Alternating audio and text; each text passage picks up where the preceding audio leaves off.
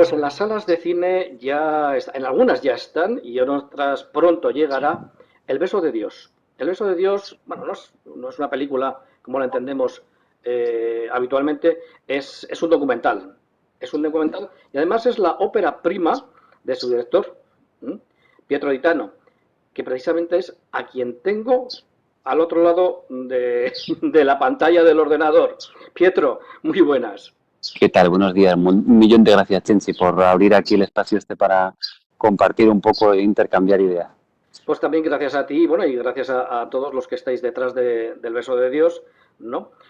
Que como decía, es tu ópera prima, porque, bueno, vamos a ver, una cosita, quien quiera saber algo sobre este hombre, yo les invito a que vean los canales amigos y hermanos de Mater Mundi y de El Rosario de las Once, donde le hacen unas entrevistas donde se pueden enterar un poco de, bueno, de muchas cosas de la vida de este hombre. Pero nos vamos a centrar vamos, en el documental que has dirigido y que, como decía, que es tu ópera prima, ¿verdad?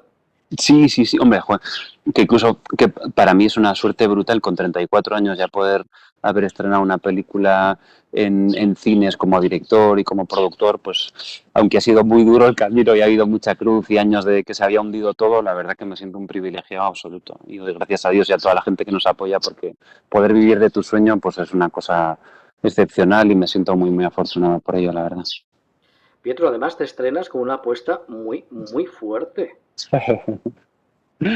Sí, sí, no ha sido ni planificado. Lo bonito de todo esto es que, como te comentaba antes, que no ha sido planificado, ni la idea de hacer el documental que viene más por mi experiencia de encuentro con Jesús a través de la misa en un momento muy difícil.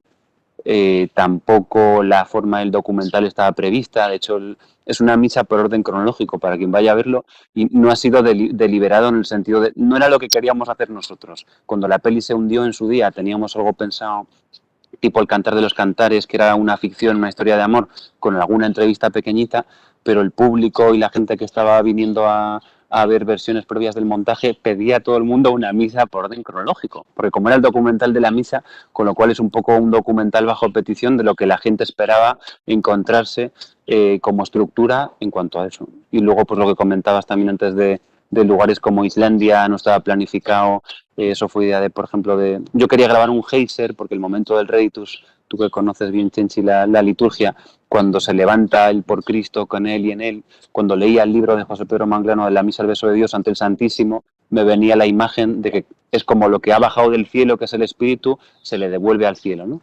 Entonces ese momento de devolver, cuando leía ante el Santísimo el concepto del Reditus, de devolver al cielo lo que ha bajado del cielo, me venía el geyser y decía, pues oye, esto es como un signo visible muy claro que es el agua también siempre en la Biblia de devolver al cielo lo que ha bajado del cielo. Y Mm. entonces yo quería ir a grabar el geyser y a mi socio se le ocurrió las cuevas de hielo. Que por cierto, José Pedro Manglano ya había pensado muchos años antes grabar incluso la misa dentro de las cuevas de hielo. O sea que es muy bonito porque sin haberlo pensado, él ya tenía como la intención, pues esto ya, no sé en qué año sería, en el 2000 y algo, de haber grabado la propia liturgia por el tema del concepto de la misa cósmica de Benedicto XVI dentro de las propias cuevas de hielo para que la creación estuviese participando ahí del acto de redención, ¿no? Por excelencia. Ujú. Bueno, yo he tenido la posibilidad de ver el documental y encuentro, digamos, como tres columnas, ¿no? O tres elementos importantes que conforman este documental. Por uno es la grabación de una celebración de la Eucaristía en un enclave muy particular, que ahora te voy a pedir que me lo expliques. Eso por un lado. Por otro lado, hay una serie de testimonios de personas muy escogidas, ¿m? Que también, sin hacer spoiler, de la trama de la misa, pues es difícil, porque ya no la conocemos, no se puede hacer spoiler. Pero, y luego el tercer elemento es la aparición de bellísimas imágenes que acompañan algunos momentos.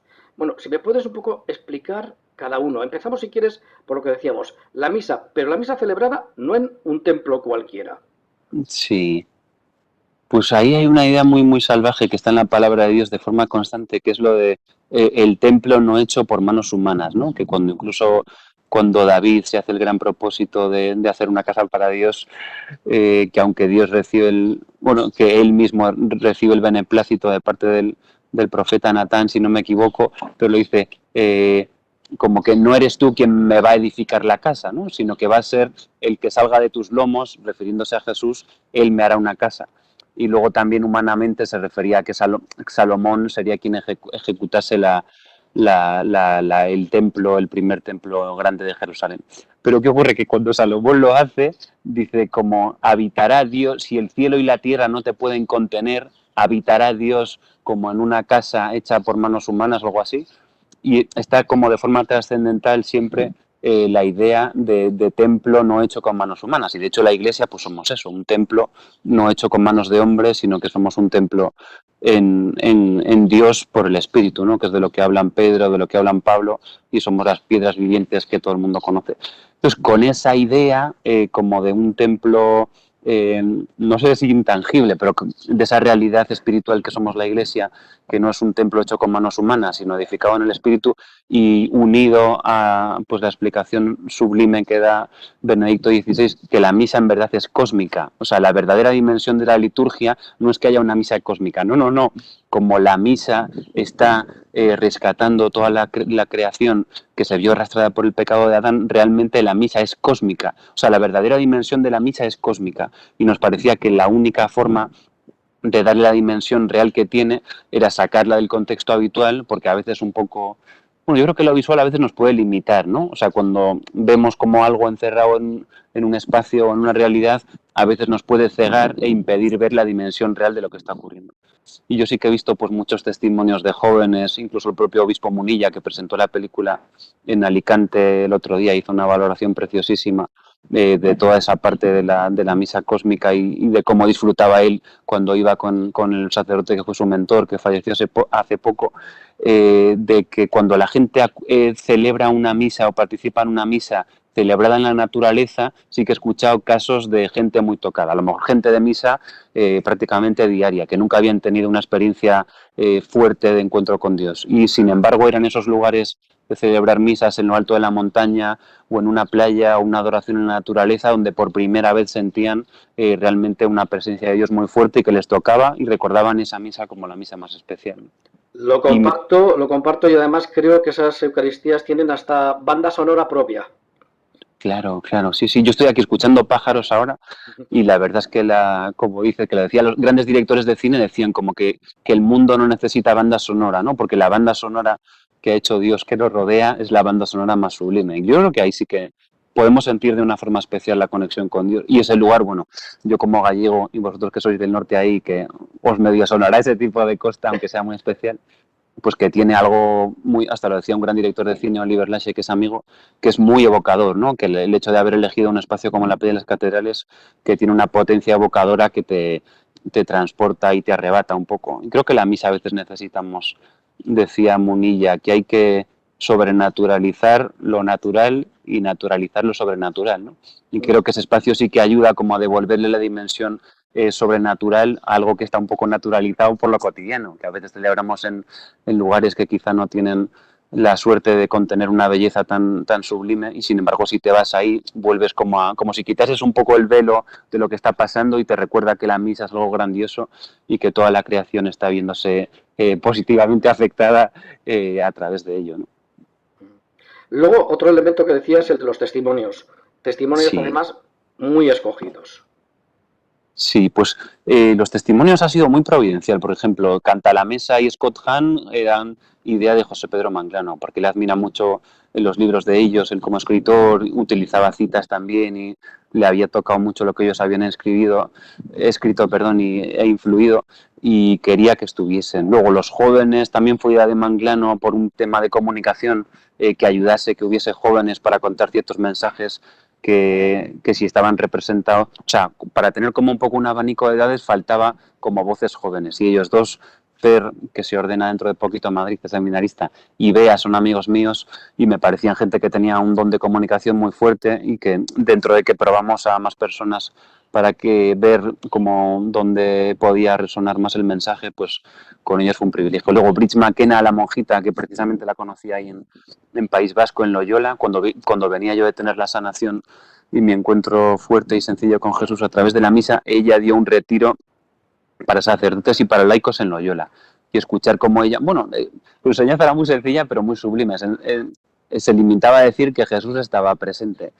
Entonces, si estás en misa o en adoración y Jesús está ahí, pues que nada, que nos abramos a la realidad de que Él está ahí. Y lo que puede pasar cuando Jesús está presente, que pasaba hace 2000 años, puede seguir pasando perfectamente en cualquier misa, ¿no? Y ella tuvo una sanación de una esclerosis múltiple, que iba a estar en silla de ruedas, y ha experimentado gente que ha tenido sanaciones tremendas, ¿no? Pues incluso de cáncer o de cosas así. Pues solo nos contaba un testimonio de una mujer que tenía un cáncer de garganta, que le acudieron a ella como porque ella pues también tiene un don relacionado con la sanación, y ella le dijo, nada, pues usted sencillamente cuando comulgue sepa que Jesús va a estar pasando por su garganta. Entonces cuando Jesús pase por su garganta, pídale que la sane, y contaba pues de una forma muy llana que esa persona cuando comulgó le habló a Jesús y fue sanada de un cáncer sencillamente comulgando. Porque como realmente es Jesús, a veces nos suena como un poco loco o de otro mundo, pero si tenemos una fe de niño de aceptar que sencillamente es Él, pues nos abrimos a un mundo de posibilidades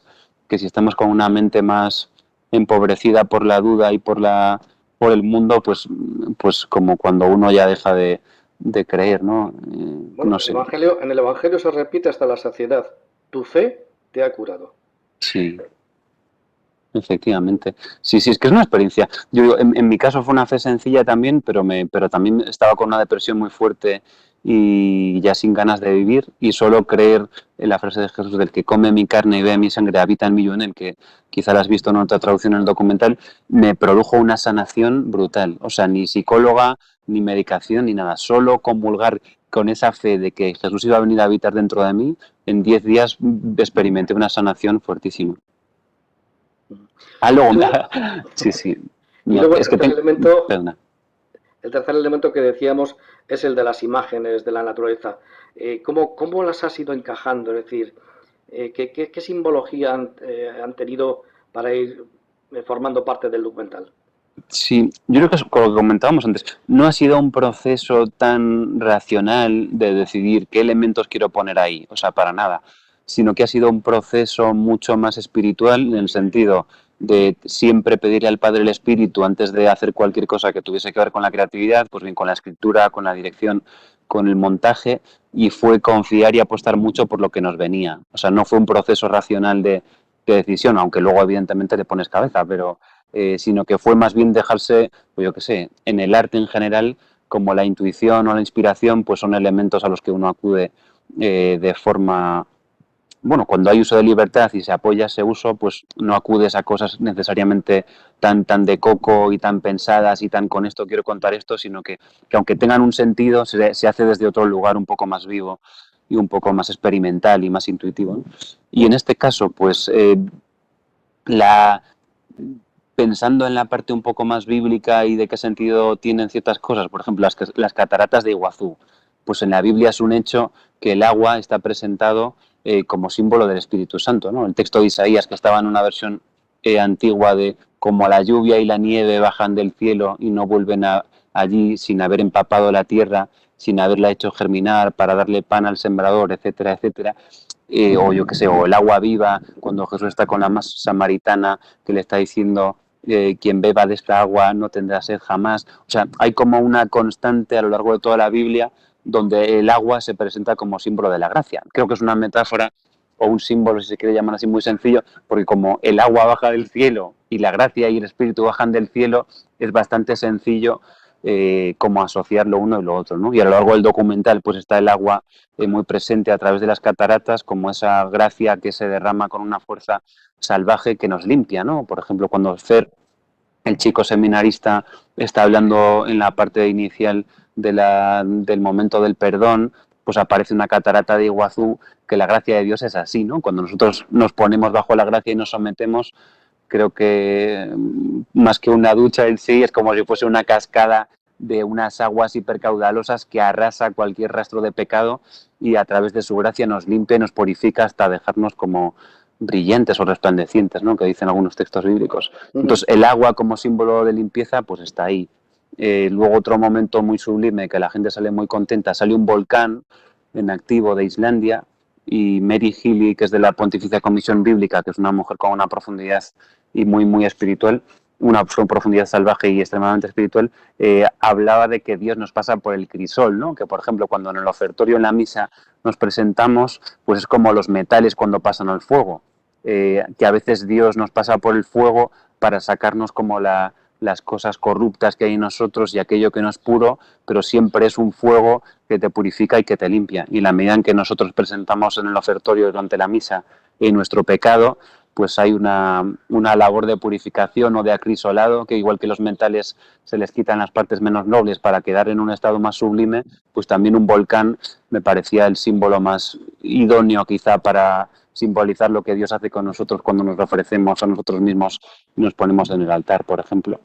Luego los pájaros, o sea, en realidad me lo dijo alguna persona que yo no lo planifiqué así, pero hacia el final del documental hay un texto de Benedicto XVI donde explica como el sentido cósmico de la liturgia, ¿no? Y a través de distintos elementos, pues de la tierra, del mar, del cielo, como a través de distintos elementos o características que tienen ellos, que no quiero destriparlo porque es un momento muy sublime, él, pues mucha gente que por ejemplo iba al documental y no entendían qué puede ocurrir, oye, aquí cada uno se respeta mucho el viaje y lo que el espíritu le va suscitando a cada uno, como que en ese poema que escribió Benedicto XVI, inspirado en Gandhi, de alguna forma mucha gente es como cuando descubres al final de la película quién era aunque no estaba pensado así, a mucha gente le pasó como que descubres quién era el asesino cuando ya te dan como la pista, ¿no? Y muchas personas que a lo largo del documental decían, ¿pero qué pinta todo esto aquí? Y cuando escuchan como ese poema de Benedicto XVI, como cuando descubren quién era el asesino, ¿no? O sea, ahí está parte de la clave, quien quiera entenderlo racionalmente, pero yo invito a la gente a verlo desde un lugar de descanso. De hecho, cuando yo voy a un coloquio a presentar la peli, digo, esto es un beso. Entonces, un beso, pues igual que comentabas que la liturgia es algo que la conoces bien, es algo tan profundo que si ya el cuerpo humano, que es una realidad natural, es absolutamente inasumible, inabarcable, ¿en qué momento de nuestra inconsciencia pensamos que la misa es algo abarcable o comprensible? O sea, si una persona que se dedique toda la vida a estudiar el ser humano sería prácticamente imposible que conozca todo lo que hay en nuestro ser de funcionamiento y demás, ¿cómo pensamos en 70 minutos o 75 haber entendido prácticamente nada de lo que es la misa, ¿no? Entonces, para mí la única actitud pues es la de ir a recibir un beso, ¿no? No ir a entender nada, no ir a recibir un mensaje, no ir a tomar apuntes, sino ir ahí abiertísimos y dejarse amar por Dios sin ninguna intención de salir de ahí pues más formado ni con más entendimiento sobre la misa, pero a lo mejor un poco más amado por Dios. Y eso sí me gusta. Y lo de las imágenes de naturaleza, pues hay una idea que creo que San Ignacio de Loyola, que a Dios toca de cerca, ya la decía, que él hablaba de alguna forma de que existe una comunicación de Dios, ya he dicho un poco más con mis palabras que con las suyas, que es un lenguaje no verbal, ¿no? Pues igual que cuando un padre, que lo he contado así en alguna ocasión, cuando acariciáis a vuestros hijos, no le estáis diciendo, hijo, te quiero, pero le estás diciendo te amo sin decírselo. Y entonces creo que Dios, a través de la naturaleza, que es su obra, de forma prácticamente continua, nos está mandando esos mensajes no verbales de amor, pues a través de una temperatura, como yo aquí en Madrid, ahora que estoy descalzo, sintiendo el calorcito, o a través de un atardecer, a través de una brisa, a través de la belleza de lo creado y de esos pájaros que salen ahí. Pues muchas personas, gracias a Dios, pudieron percibir en esos detalles y en esas sutilezas como el amor de Dios concretado en manifestaciones. Igual que tu amor a lo mejor, Chenchi, o el mío, se manifiestan en una caricia o en un abrazo para alguien, pues que Dios a través de la obra que ha hecho y que hace, pues nos está ahí ocultando su amor, pero nos lo está dando, ¿no? Y a veces abrirse como a ese nivel de conexión y de sencillez, pero a la vez de, como decía Munilla, de sobrenaturalizar lo natural, pues tenemos una vía de acceso que muchas veces se nos puede pasar. O lo que comentabas tú, el sonido de los pájaros, el sonido de la naturaleza, en cosas tan sencillas, a veces pues hay vías de acceso a Dios a través de lo creado, yo pienso. Oye, ¿para qué público tenéis pensado que es este trabajo? ¿Qué edades Sí. pondríamos? Pues mira, yo, o sea, pensándolo así fríamente, se me ocurría a partir de primero de la ESO. O sea, menos me parece que no, pero yo que sé, una prima mía lo vio y le fascinó y ya está en sexto de primaria. Y seguramente no habrá entendido nada, pero le encantó. Pues le encantaron las ballenas, le encantó el volcán y sin haber entendido racionalmente, pues sí que se hizo un viaje muy bonito. Y me preguntó, oye, ¿cuándo sale la segunda parte? Y yo, pues no creo que haya segunda parte, pero como ¿qué me gustaría a mí? Pues jóvenes, yo qué sé, pero de facto no se está concretando en que los jóvenes estén siendo el público principal. De hecho, van poquitos, o no es un público al que se esté llegando por ahora, con excepciones. Yo que sé, en Pamplona, por ejemplo, sí que fueron del grupo de Hakuna de allí el otro día y salieron chiflados y se llenó la sala y fue un exitazo, pero no habíamos conseguido comunicarlo de forma efectiva a ese sector, pero sin embargo lo vieron allí, me escribieron y fue un éxito y a la gente le encantó. O sea, quien más me gustaría a mí es a gente joven, porque creo que se puede renovar la visión de ciertas cosas. ¿Cuál está siendo, no digo que no aprecie el resto del público, digo ya si me pones a pedir por pedirlo, pero la gente a la que más está llegando y conectando, pues en su mayoría, aunque también muchos hombres, pero mujeres o personas con un perfil un poco artístico, digamos, pues yo qué sé, profesores les está gustando mucho, gente que es música o que participa de alguna disciplina artística, salen muy, muy tocados en general. Y luego mujeres, porque quizá tienen una sensibilidad especial, pues también hay muchas que están saliendo muy tocadas de la sala y de mediana edad, yo qué sé, desde los 30 y pico a los 60 más o menos. Mujeres de esa edad y hombres que tengan sensibilidad artística, pues suelen ser las personas que estamos viendo que salen más impresionados y más tocados del cine. Bueno, pues El beso de Dios en muchas salas de España ya está, en otras va a llegar y bueno, ya aprovecho a decir que en Vitoria el próximo viernes se proyectará además con la presencia de Arturo, el productor de este trabajo, que nos acompañará y que con el que se hará un fórum tras el visionado en los cines Yelmo del Boulevard. Ya aprovecho la ocasión. Pietro, de verdad que ha sido un placer. Venga, muchísimas gracias, Chinchi, te lo agradezco de corazón. Si es tu ópera prima, ¿no? Quiere decir que va a haber más, ¿no? Bueno, eso depende. Si de mí dependiese, te diría que sí. Como depende de Dios, pues le preguntamos a él que si va a haber Vale. más. Pero ojalá que sí, a mí me gustaría, creo que sí. Estamos ya trabajando en algún proyecto, pero bueno, se concreta luego lo que él quiere, ¿no? Porque estas cosas cuestan, es un despliegue tal de medios y económico que al final dependes de la providencia en un sentido máximo, la verdad. Os espero que nos volvamos a encontrar para promocionar un segundo trabajo de este hombre que empezó su vida siendo modelo, ¿verdad? Sí, sí, hace ya algún año que otro, pero sí. Hace en 2008, 2009 estaba yo haciendo mis pinillos ahí por toda Europa y fuera con el tema de modas. Pues nada, lo dicho. Invitamos a la gente a que acuda, a que vean las carteleras y donde vean Beso de Dios, que compren el ticket y que entren a la sala. Venga, oye, pues muchísimas gracias, Chichi, de verdad. Que vaya todo bien por ahí. Ya me contaréis qué tal con Arturo. Ojalá que disfrutéis mucho de la presentación y que disfrutes en cine el visionado. Ya me contarás. Seguro que lo haré.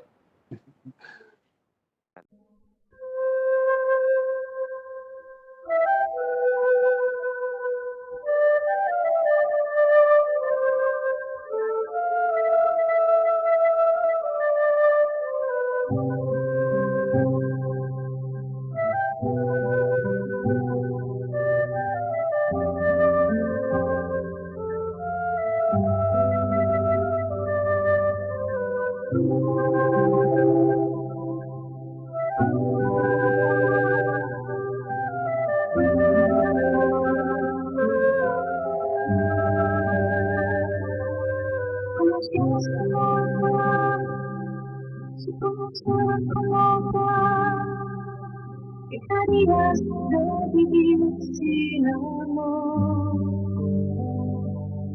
Si conocieras con otra, si conocieras con otra, dejarías de mendigar cualquier amor.